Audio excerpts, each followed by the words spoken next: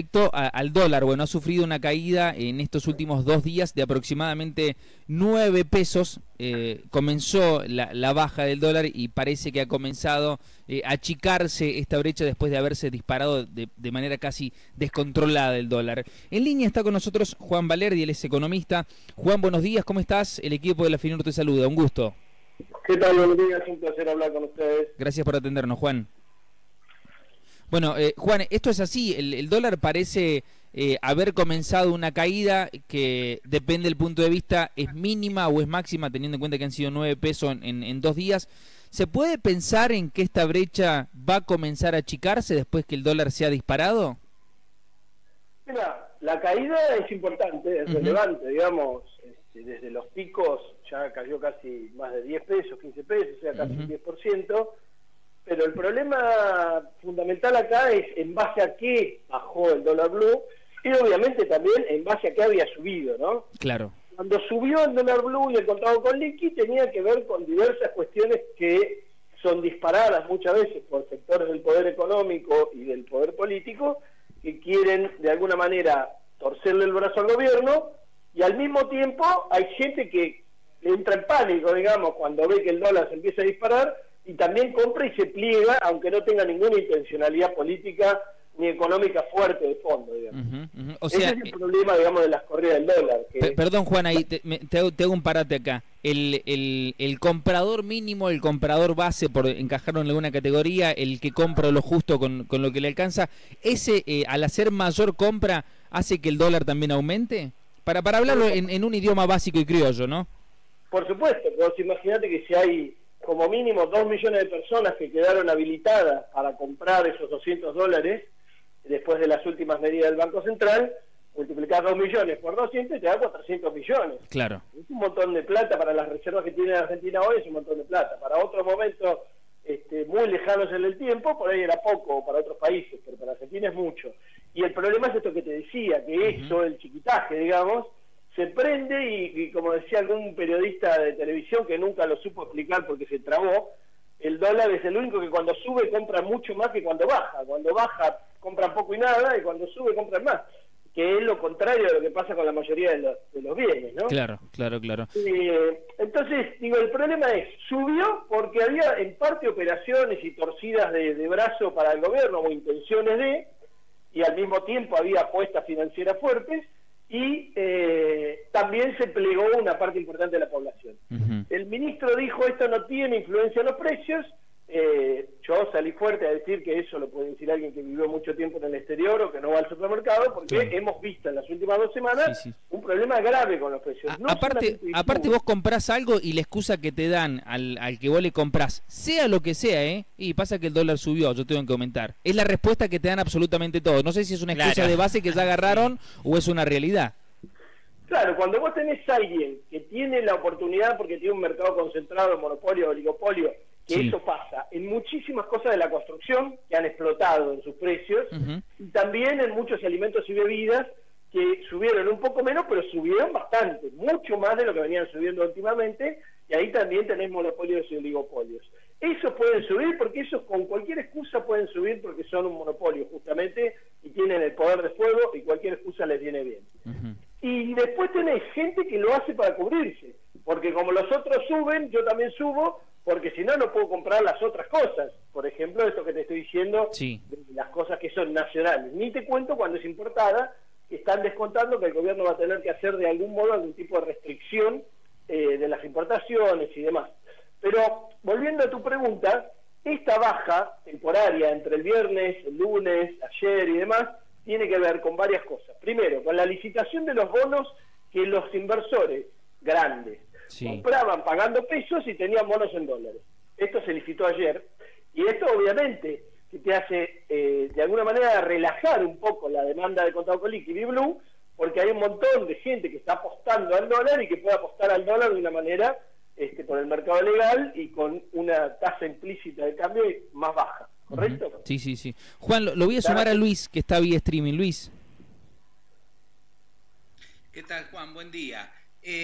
Mi consulta tenía que ver con un poco a lo que hacías referencia recién. ¿Cuánto y de qué manera impacta en la economía real este aumento del dólar en el mercado paralelo, ¿sí? Porque, bueno, el gobierno, como bien decías, y como lo ha hecho saber, expresa de que no afecta en los precios. Pero yo te voy a dar, por ejemplo, mi caso particular. Yo soy fotógrafo y mis insumos son importados, ¿sí? El flash con el que trabajo sale $500 y yo para reponerlo, que me dura un año y medio, tengo que comprarlo en dólares, ¿sí? Y la gente que lo vende se rige por el dólar blue, y seguramente en muchos otros casos, no sé, gente que utiliza tecnología, que trabaja con tecnología,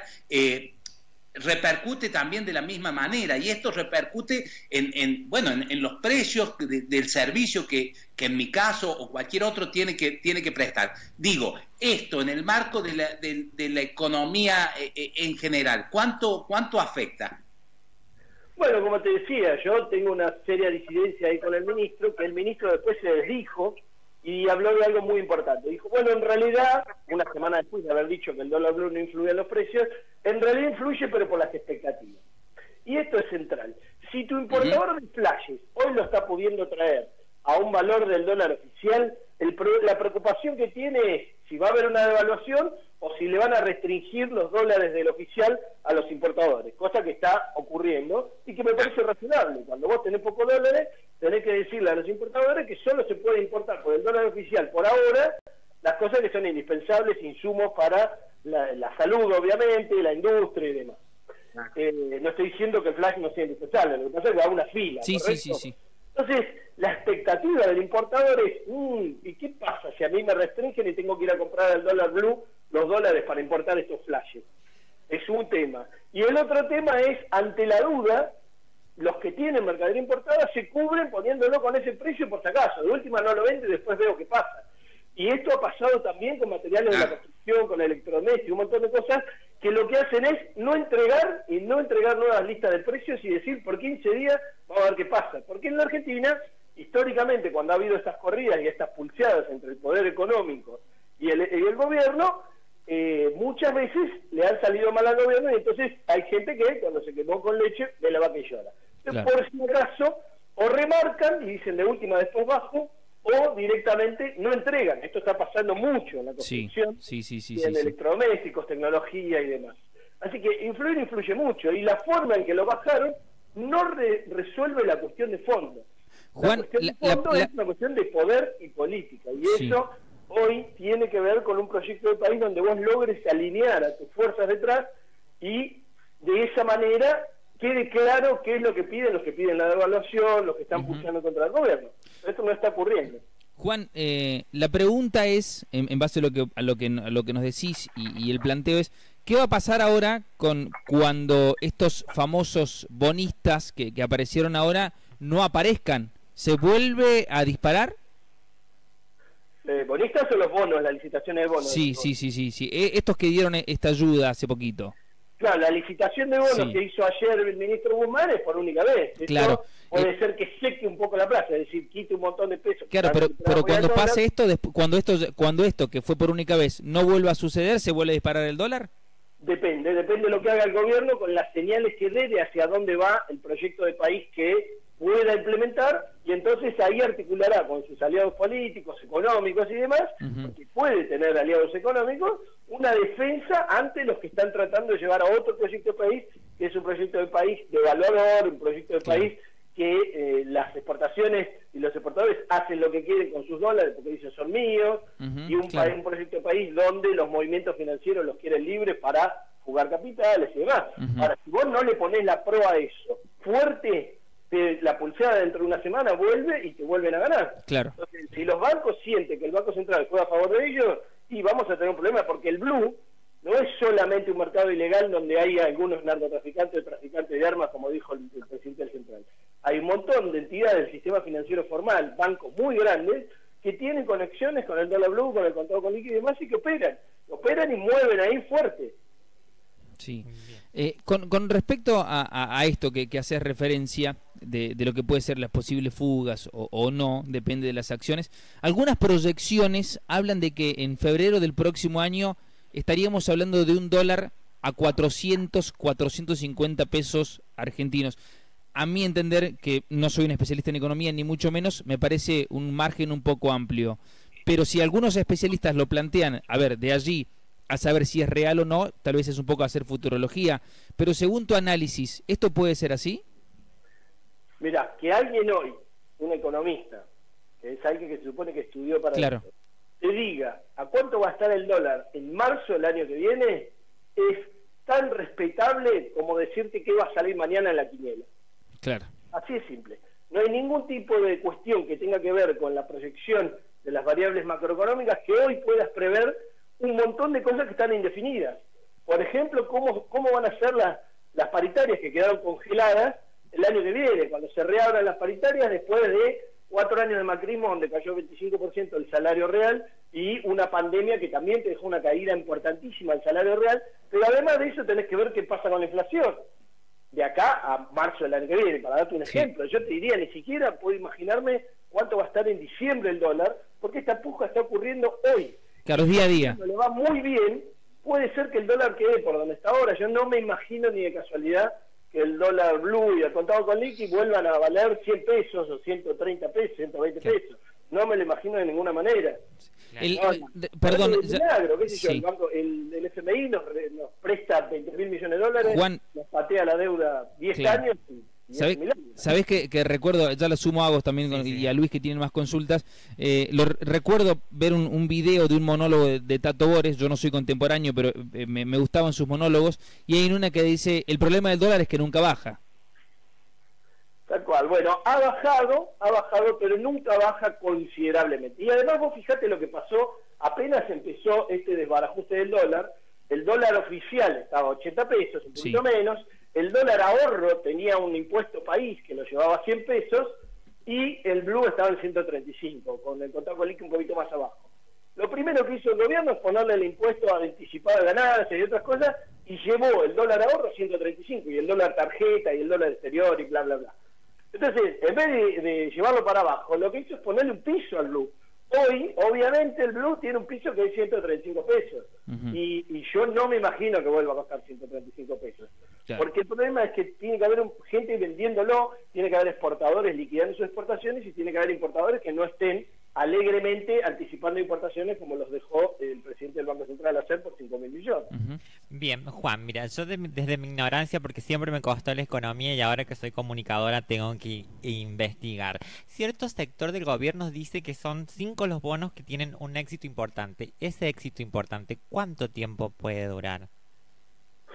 No, los bonos de la Argentina, después de la renegociación de deuda, que yo he sido muy crítico, están ataditos con alambre porque por 3 años tenemos que pagar muy poco de intereses y de capital y demás, y después vuelve a haber un problema grave en el 4º, 5º, 6º año. Cada vez que va pasando los años es más claro que la Argentina no va a poder pagar la deuda en la forma en que quedó establecido. Entonces, los bonos especulativamente en algunos días, y porque justamente se usan para el contado con liqui, pueden subir o pueden bajar. Eso es absolutamente impredecible porque están ya con niveles de riesgo país también de default. Claro. Así que en realidad los bonos exitosos quiere decir que los colocan a una situación que es muy ventajosa, por ejemplo el de ayer, que el dólar te los colocan con dólar oficial.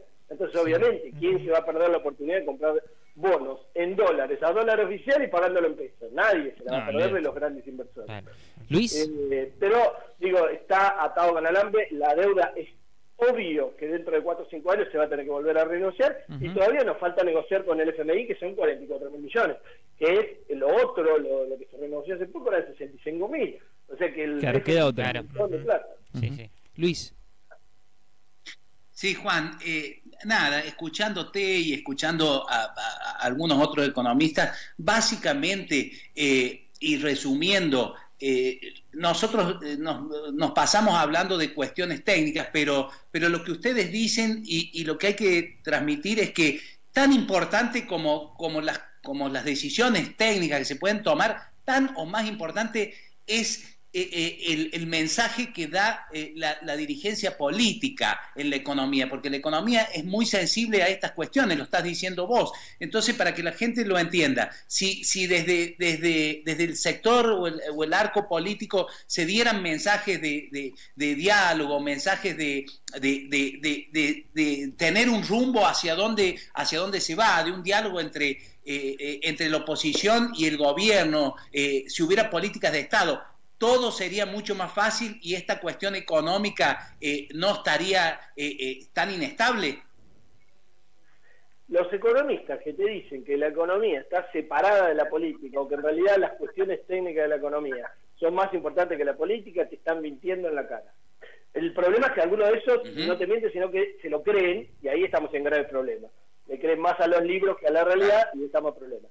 Pero sin duda los problemas que hay económicos en este momento en la Argentina tienen que ver con definiciones políticas. ¿De qué proyecto de país querés apuntar a los próximos 10 años y quiénes son tus aliados en ese proyecto de país? Y hablando de aliados, estoy hablando de la política, de los movimientos sociales, del sindicalismo y de los sectores económicos y las pymes y demás. Si vos elegís mal tus aliados y además no le decís para dónde vas, entonces estás en problema. Claro. Si vos, cualquier bondi te da lo mismo, lo que quiere decir es que no sabés a dónde querés ir.